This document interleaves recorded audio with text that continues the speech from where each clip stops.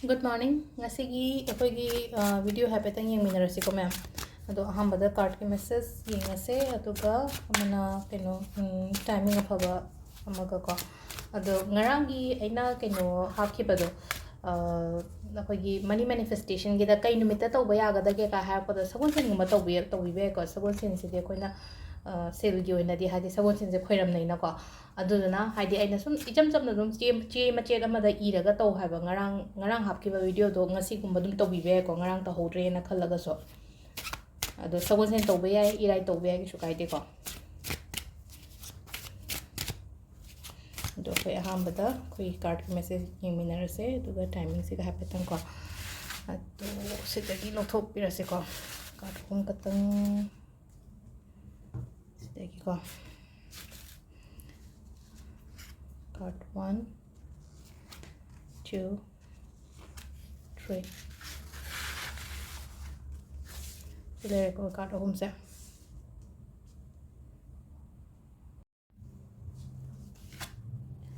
There go card se ngasi se ko. Do aham bagi 9 of cups lai ko. 9 of cups hairagadi phai ko. Hari sigi aham bakhan bangai ki oina hairagadi ngasi oina sum daily gi oina yang panina hai tare ko isha gi oina hai tare ga ke na mong na layo ko ngasi gi day se hai tare ko hadi ngasi gi numit se ke na mong na layo hadi ke na mong lay ba hara ga di Venus strong oihan ba hai tare ko Venus strong oihan gi hara ga di ke kai to ba ya hai kan da perfume use to bio ko hadi perfume use to perfume se kam kai da chai do na hai kan da koi gi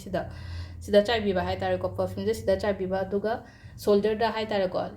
kaino da hai tare lingjum hai ga dress je ko adu da kadang hai di spray ani gumba tmaina gumba to bi ba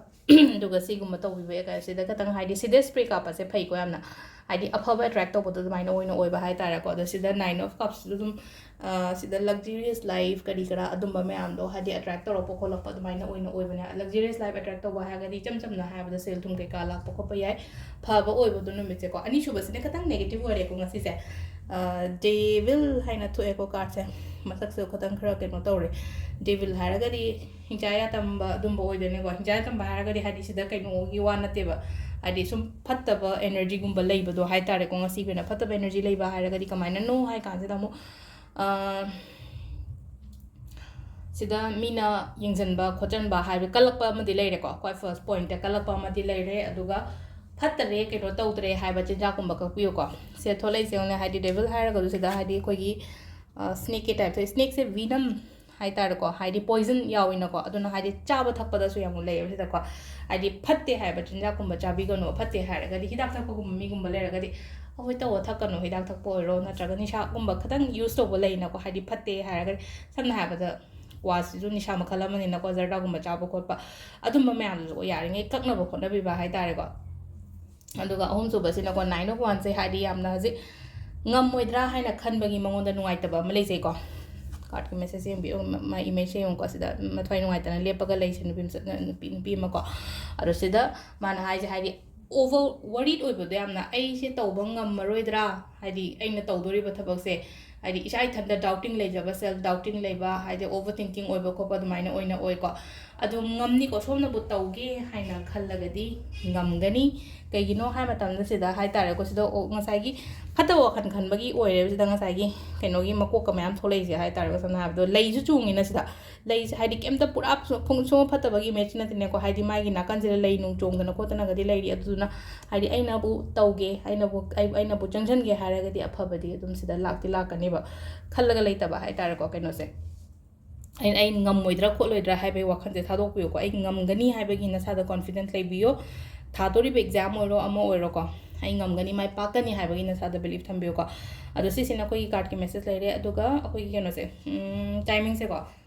ayuk ki pung mari ga mini yankai manga da gi na taru makhai pawm lai re adagi mapan ga mini nipu da gi na pung ani ga minute kun manga pawm lai re adagi mari da gi na nungdangi nipan ga minute kun manga pawm lai re ko aduga athing ba yingi na 33 minute rang adagi na 12 minute kun ram pan phang le dagi amuk theng ba ong oiraga na ani ga minute mari dagi na pung kaino ko mari ga minute yankai mari phang le no alam dagi ado sisina khoi ga phaba timing le re ado sagon sen nimit ko ꯁꯒꯣꯜꯁꯦꯟ ꯅꯨꯃꯤꯠ ꯑꯩꯈꯣꯏꯅ ꯁꯦꯠꯀꯗꯕ colour ꯍꯥꯏꯔꯒꯗꯤ yellow ꯀꯂꯔꯒꯨꯝꯕ ꯁꯦꯠꯄꯤꯕ ꯌꯥꯏꯀꯣ yellow colour ꯁꯦꯠꯄꯤꯕ ꯌꯥꯏ ꯍꯥꯏꯗꯤ even ꯍꯥꯏꯗꯤ consume ꯇꯧꯕꯗ ꯐꯥꯎꯕꯗ ꯍꯥꯏꯗꯤ ꯆꯥꯕ ꯊꯛꯄꯗ ꯑꯣꯏꯔꯦ ꯍꯥꯏꯗꯤ ꯍꯪꯒꯄꯥꯟ ꯃꯆꯨꯒꯤ ꯄꯣꯠꯀꯨꯝꯕ ꯆꯥꯕ ꯈꯣꯠꯄ ꯑꯗꯨꯝꯕꯁꯨ ꯌꯥꯝ ꯐꯩꯀꯣ ꯍꯪꯒꯄꯥꯟ ꯃꯆꯨꯒꯤ ꯄꯣꯠ ꯍꯥꯏꯔꯒꯗꯤ ꯍꯥꯏꯗꯤ ꯑꯩꯈꯣꯏꯒꯤ ꯃꯦꯡꯒꯣ ꯄꯄꯥꯌꯥ ꯀꯔꯤ ꯀꯔꯥ ꯁꯨꯝꯕꯁꯦ ꯍꯩꯅꯧꯅꯤ ꯈꯪꯗꯦ ꯀꯩꯅꯣ ꯑꯋꯥꯊꯕꯤꯒꯨꯝꯕ ꯑꯋꯥꯊꯕꯤ ꯑꯃꯨꯟꯕꯁꯤꯁꯨ ꯍꯥꯏꯗꯤ ꯌꯦꯜꯂꯣ ꯀꯟꯖ꯭ꯌꯨꯝ ꯇꯧꯕ ꯐꯥꯎ ꯐꯩꯌꯦꯕ ꯁꯤꯒꯤ ꯅꯨꯃꯤꯠꯁꯤꯗꯀꯣ ꯑꯗꯣ ꯁꯤ ꯂꯩꯔꯦ ꯉꯁꯤꯒꯤ ꯚꯤꯗꯤꯑꯣꯁꯦ ꯃꯌꯥꯝ ꯊꯦꯡꯛ ꯌꯨ